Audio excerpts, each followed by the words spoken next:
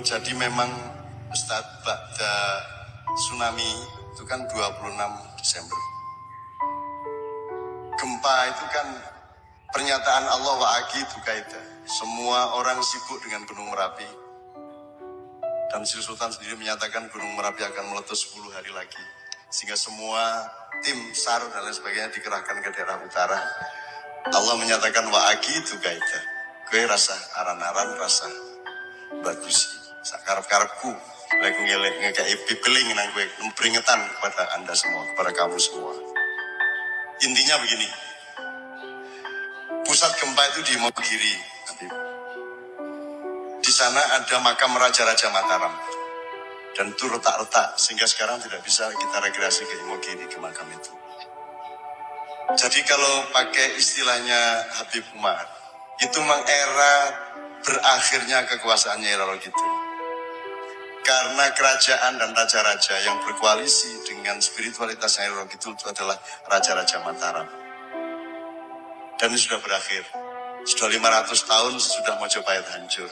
Sekarang kita harus kembali kepada zaman baru. Sekarang akan muncul Demak yang baru. Kerajaan Islam yang egaliter, yang maritim.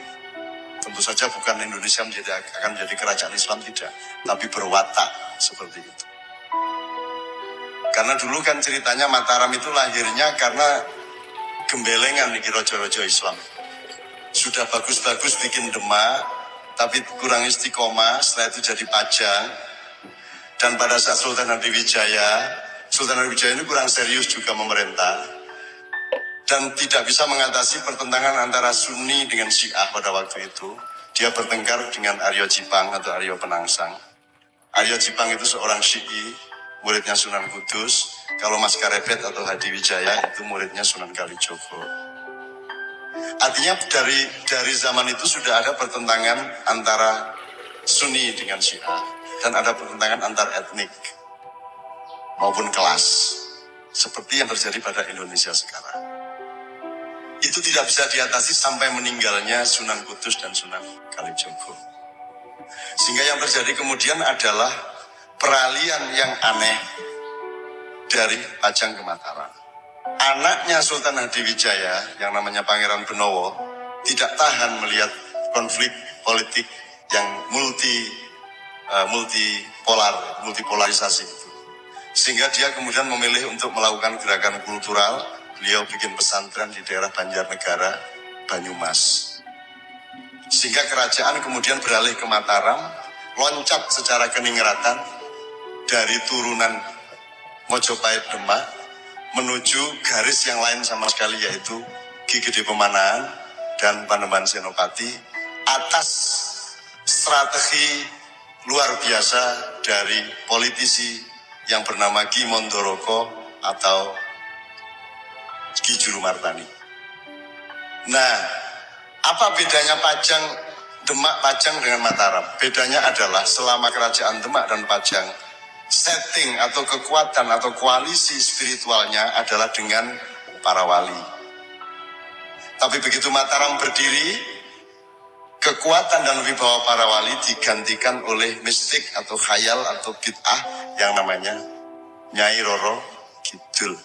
Dan kemudian itu berlangsung meskipun coba disembuhkan oleh Sultan Agung, tapi tetap saja Nyai Roro Kidul berkuasa sebagai mitologi. Dan itu berlangsung sampai Indonesia merdeka, sampai zaman Soeharto. Tetap Nyai Roro Kidul yang menjadi acuan. Kalau dulu itu Jawa Islam, zaman Demak, zaman Mataram itu kan Jawa lah, ini lah Islam. Nah mulai Mataram nganti Pak Harto kuwi Islam Jawa. Ya pancen wong Islam ning Jawa. Jadi Jawanya lebih dominan daripada Islam. Soeharto berakhir, kita tidak punya pedoman. Kita masuk ke reformasi dan kita tidak punya pilihan apa-apa kecuali mengembangkan nafsu yang tertahan selama 32 tahun. Akhirnya begitu reformasi terjadi, yang berlangsung adalah Soeharto melampiaskan diri. Semua menjadi Soeharto, semua menjadi koruptor. Nah, gempa kemarin menunjukkan berakhirnya era Nyai Roro Kidul. Ya tentu saja kita bukan tahu segala sesuatu, tetapi kita tetap harus punya hisab terhadap zaman. Kita harus punya muhasabah terhadap apa yang terjadi di dalam sejarah kita. Maka seluruh gerakan kayak Gambang Syafaat, Mocopat Syafaat, Kenduri Cinta, Padang Bulan, dan lain sebagainya, Paparandang Ate, Talika Asik, di berbagai tempat, kita puncai dengan rokaat terakhir di Surabaya yang namanya Bang Bang Wetan. Bang Bang Wetan sudah berlangsung 1 kali dan seperti ini lumayan solid. Yang kedua nanti bulan Oktober tanggal 6. Bang Bang Wetan itu memakai idiom dari wayang karena sekarang ini lingsir wengi, pepeteng, bebendu, beboyo, memolo, memuncak sekarang ini sehingga kita menunggu datangnya semburat merah di timur, tanda lahirnya matahari yang baru. Itu istilahnya dalam wayang Bang Bang Wetan, abang-abang seko wetan. Wetan ini tidak harus Surabaya maksudnya. Tidak harus Jawa Timur maksudnya. Wetan itu artinya wis to diapa-apake lahire apa wae iki ning wetan. Seko wetan ku ngulon njur kiamat. Lah nek kowe sekarang yang terjadi adalah matahari lahir barat, lahir dari barat, terbit di barat. Maksudnya cara berpikir Anda dilahirkan oleh kebudayaan barat, oleh cara berpikir barat, berfilosofi barat. Sedangkan Anda tahu semua ilmu pengetahuan dari kimia, kedokteran, musik, semua lahirnya di timur. Minal Masjidil Haram, minal Masjidil Aqsa, alladzi barokna haulahu linuriyahu min ayatina. Jadi kita akan kembali ke timur. Semua ilmu-ilmu barat akan belajar ke timur. Anda tahu semua pemusik barat, di puncaknya mereka belajar kembali ke timur. Sting saja menjadi istimewa ketika pentas dengan pemusik Islam Turki, dengan pemusik India, dan lain sebagainya. Mereka semua sekarang belajar ke timur. Apa yang dimaksud belajar ke timur? Belajar peradaban dan antropologi timur yang memang merupakan dasar peradaban dunia. Nomor 2, secara teknis belajar cara berpikir timur.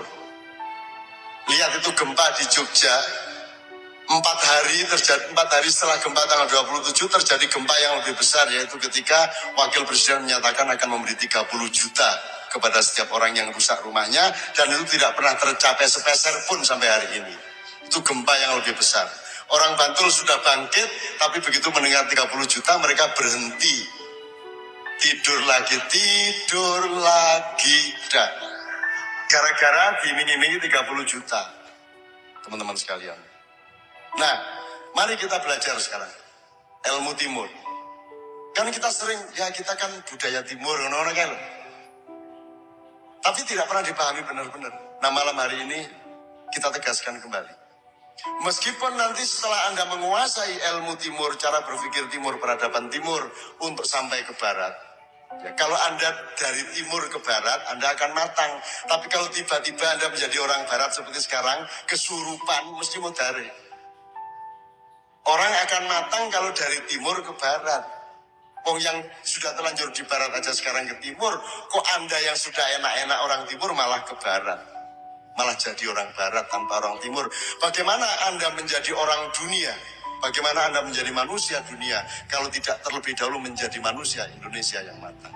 Bagaimana Anda menjadi manusia Indonesia yang matang kalau Anda belum menjadi orang Jawa yang matang? Kan begitu. Bagaimana Anda menjadi orang Jawa yang matang kalau Anda tidak menjadi orang Semarang yang matang dulu? Jadi ada tahapan-tahapannya, tidak tiba-tiba kesurupan seperti Habib bilang tadi. Jadi bar tsunami oke wong kesurupan, sebenarnya dari dulu kesurupan, cuman Gusti Allah melihat bahwa iki jo kesurupan, tadi orang ngerti bahwa mereka kesurupan. Layadri walayadri anahu layadri. Gandeng wongnya kesurupan, ya mesti ana wong kesurupan ngerti nek dhek kesurupan. Ulane dikai tsunami, dikai tondo-tondo wong kesurupan ben kue ngerti nek kue iki do kesurupan kabeh.